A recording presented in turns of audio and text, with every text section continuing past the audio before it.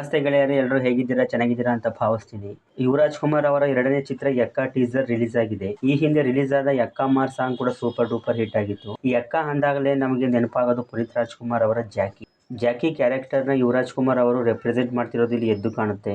Teaser Yuvaraj Kumar birthday ಪ್ರಯುಕ್ತವಾಗಿ April 23ಕ್ಕೆ release ಆಗಬೇಕಿತ್ತು. ಆದರೆ ಕಾಶ್ಮೀರದ ಪಹಲ್ಗಾಮ್ನಲ್ಲಿ ನಡೆದ ಉಗ್ರರ ದಾಳಿಯಿಂದ ದೇಶವೇ ಶೋಕದಲ್ಲಿದೆ. ಈ ಟೈಮಲ್ಲಿ ನಮ್ಮ ಸಿನಿಮಾದ ಟೀಸರ್ ರಿಲೀಸ್ ಮಾಡಬಾರ್ದು ಅಂತ ಹೇಳಿ ಪೋಸ್ಟ್ಪೋನ್ ಮಾಡಿದ್ರು ಸಿನಿಮಾ ಟೀಮ್ನವರು. ಹಾಗಾಗಿ ಏಪ್ರಿಲ್ 24ಕ್ಕೆ ಟೀಸರ್ ರಿಲೀಸ್ ಆಯಿತು. ಟೀಸರ್ ನೋಡಿದೆ, ಅದರಲ್ಲಿ ಏನಿದೆ, ನನಗೆ ಏನು ಅನ್ನಿಸ್ತು ಅನ್ನೋದನ್ನ ಈ ವಿಡಿಯೋದಲ್ಲಿ ತಿಳಿಸ್ಕೊಡ್ತೀನಿ. ವಿಡಿಯೋನ ಕೊನೆ ತನಕ ನೋಡಿ. ಯಕ್ಕ ಇದು ರೋಹಿತ್ ಪಡಕಿ ಡೈರೆಕ್ಟ್ ಮಾಡಿ KRG Studios, Jayanna Combines, PRK production collaborate ಆಗಿ ಪ್ರೊಡ್ಯೂಸ್ ಮಾಡಿರುವಂತಹ ಚಿತ್ರ.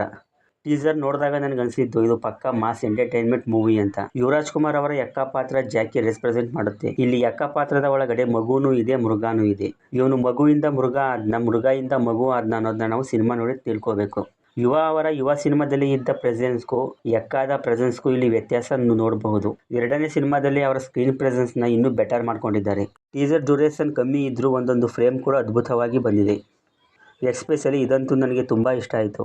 ಚರಣ್ ರಾಜ್ ರವರ ಬ್ಯಾಕ್ಗ್ರೌಂಡ್ ಯಕ್ಕ ಪಾತ್ರಕ್ಕೆ ಸರಿ ಹೊಂದುವಂತಿದೆ. ಇಲ್ಲಿ ಪಾತ್ರಗಳನ್ನು ರಿವೀಲ್ ಮಾಡಿಲ್ಲ. ಶ್ರುತಿ ಅವರು ಒಂದು ಫ್ರೇಮ್ನಲ್ಲಿ ಬರ್ತಾರೆ. ಇವರು ಯಕ್ಕನ ತಾಯಿ ಪಾತ್ರ ಮಾಡ್ತಿರೋದ್ರಲ್ಲಿ ಸ್ಪಷ್ಟವಾಗಿ ಗೊತ್ತಾಗುತ್ತೆ.